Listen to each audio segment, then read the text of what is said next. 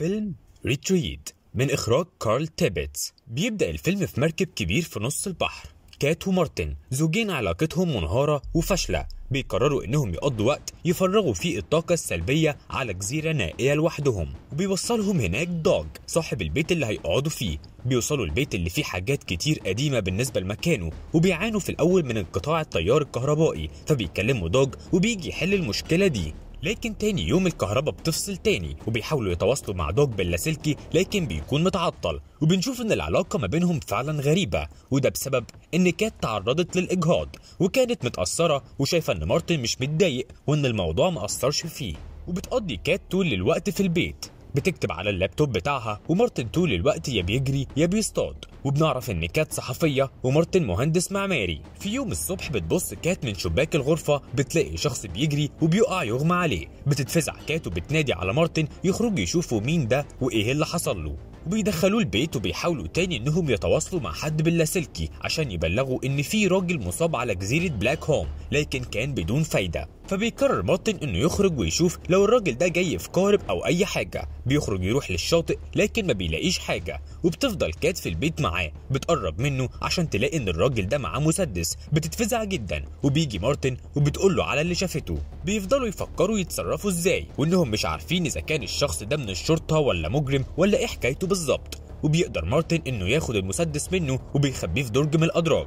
بعد شويه بيفوق الراجل ده وبتكون كات في المطبخ. بيقوم وهو مش متوازن نهائي وبيطلب ميه يشرب، وبيقول لكات ان القارب بتاعه اصطدم بالصخور. فبتنادي كات على مارتن اللي بيجي وبيسلم عليه الراجل وبيقول له ان اسمه العريف جاك كولمان، وبيشكرهم انهم دخلوه البيت. فبيسالوا مارتن انت في الجيش ولا البحريه؟ بيرد جاك انه من الجيش. فبتقول له كات ان الكتيبه بتاعتك اكيد بتدور عليك. بيسال جاك هو اللاسلكي شغال؟ بيقول له مارتن انه متعطل من يومين، وبيحاولوا انهم يتواصلوا مع دوغ المالك لكن مش عارفين. وبيسالهم جاك هو انتوا الوحيدين اللي على الجزيره؟ ردوا وان البيت ملك الدوغ. بيوصلوا جاك لأوضته، فبيطلب جاك من مارتن انه عايز يتكلم معاه على انفراد. بينزل مارتن بعد شويه وبيلاقي جاك معاه اكياس كتير وصندوق فيه معدات التصليح. بيسأله مارتن انت بتعمل ايه؟ فبيقول له جاك اسمعني كويس، دلوقتي في مرض معدي منتشر في العالم في طريقه لهنا، وبيتنقل عن طريق الهواء وبيهاجم الجهاز التنفسي، والطريقه الوحيده اننا نكون بامان اننا نقفل البيت كويس ونمنع اي حد من الدخول. بيحاول مارتن يستوعب الكلام لكن بيشك في جاك وبيسأله طيب ازاي انت ما تأثرتش بالمرض؟ وبياخد شاكوش عشان يهدد جاك لكن جاك بيمنعه وبيسيطر عليه. وبيجاوب على سؤاله انه ما اخدش الفيروس بسبب البدله المحكمه اللي كان لابسها من الجيش. بتنزل كات فبيقول لها مارتن على اللي قاله جاك وانه هيقفل البيت كله. بتخرج كات منفعله وبتقول له واحنا هنصدق كل الكلام ده ليه؟ لو كان في فيروس فعلا كنا هنعرف ودوك كان هيجي يقول لنا. فبيقول لهم جاك لو عاوزين تمشوا امشوا، لكن قبل ما اقفل الباب عشان لو اتقفل مش هيتفتح تاني.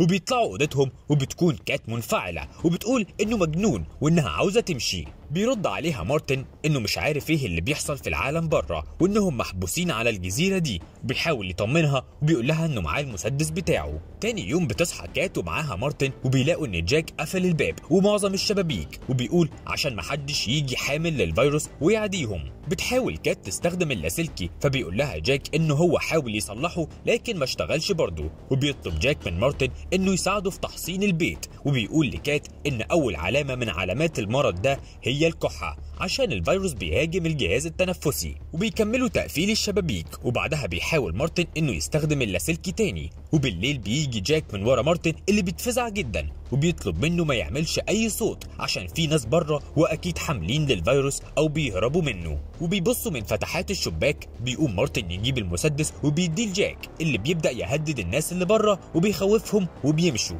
بتصحى كات هي كمان مفزوعة لما بتسمع ضرب النار. بيهديها مارتن وبيطلب منها تنبطح على الأرض. تاني يوم بيكون جاك قفل البيت كله وبيطلب من كات تساعده في تصليح مولد الكهرباء، وبالفعل بترجع الكهرباء. وبيروح جاك ياخد دش وبنشوف على جسمه علامات وجروح كتير. وبيخرج يروح لكات المطبخ اللي بتسأله انت استأذنت مارتن تلبس لبسه؟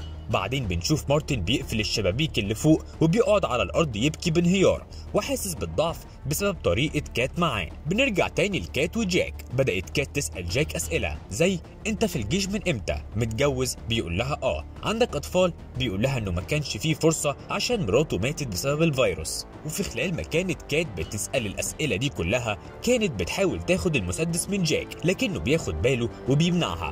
بترجع كات الغرفة منهارة وبتعيط، وبيكون مارتن هو كمان في نفس الحالة. بيحاولوا يتماسكوا عشان يحافظوا على زواجهم وعلاقتهم، وبيقرروا انهم هيسيبوا جاك ويخرجوا من البيت، لكن جاك بيمنعهم بعنف وبيحبسهم في الأوضة. بالليل بنلاقي جاك قاعد قدام اللاسلكي وبنلاحظ انه شغال وانه كده في سر هو مش قايله او في حاجة غلط. ومارتن في الأوضة بيلاقي شباك مفتوح بيقدر يخرج منه وبيجري لحد الشاطئ، وهناك بيلاقي دوج ومراته مقتولين على الشاطئ. تاني يوم الصبح بيفتح لهم جاك باب الأوضة عشان الفطار. بيعمل مارتن وكات خطة يسيطروا بيها على جاك، وهي ان مارتن يرش عليه مية مغلية وتضربه كات بالسكينة، لكنهم بيفشلوا وبيوجه جاك مسدس ناحية مارتن وبيهددهم وبيحبسهم في الغرفة تاني. بالليل بيقرر مارتن انه يخرج من الشباك تاني وبيروح كوخ جنب البيت بيلاقي فيه سلاح. بيحس جاك حركة بره وبيحاول يسمع فيه ايه، فبيقرر يطلع الأوضة يشوفهم فوق ولا لأ. وبيرجع مارتن الأوضة بسرعة، ولما بيروح جاك بيلاقيهم نايمين. تاني يوم بيخبوا السلاح وبيطلع جاك يفتح لهم عشان يساعدوه. فجأة بيتعب مارتن وبيبقى عاوز الدواء بتاعه. بتجري كات عشان تجيبه لكن جاك بيقول لهم هنروح كلنا. ولما بيطلعوا الأوضة بيقول لها مارتن إن الدواء في الحمام. بتروح كات فبيروح وراها جاك عشان يجيبه هو، لكن بيتفاجئ بمارتن وراه وموجه ناحيته سلاح. وبتاخد كات السلاح اللي في إيد جاك وبتبدأ إنها تربطه، لكن فجأة بيتعب مارتن بجد وبيبدأ يتقيأ دم. بيقول لهم جاك إن دي أعراض الفيروس وإنت اتصبت علشان خرجت من البيت. بيقع مارتن على الأرض وبيطلب من كات تفتح الباب. بتروح كات تجيب حاجة تساعدها في فتح الباب وبترجع تلاقي مارتن على الأرض وجاك واقف ومعاه السلاح. بتقول له كات انت عملت ايه في مارتن؟ احنا لازم نساعده. بيقول لها جاك المساعدة الوحيدة انه يتقتل. بتتعصب من كلام جاك اللي بيخبطها على دماغها جامد، وبياخد مارتن وبيغطي وشه وهو لا حول ليه ولا قوة. وبيرجع لكات اللي مصممة تخرج وتجيب مساعدة وبيربط ايديها. بيتفاجئ جاك بمارتن من وراه بيخنق من رقبته لحد ما بيتخنق وبيفقد الوعي. وبتقول كات لمارتن انها هتجيب مساعدة، وبتقوم تحاول تشغل اللاسلكي تاني. وبتلاقي جاك جاي من وراها بيقول لها ان المرض مش جاي من بره، المرض جوه جسمي انا. بتتعصب كات وبتقول لجاك انت مين؟ فبيبدأ جاك يقول لها انهم خيروه بين المستشفى العسكرية والسجن، فاختار المستشفى، وهناك كانوا بيختبروا فيه عقاقير جديدة. وبيكمل انه كان فار تجارب هناك وانهم كسبوا عليه ومالوا جسمه بالفيروس ده.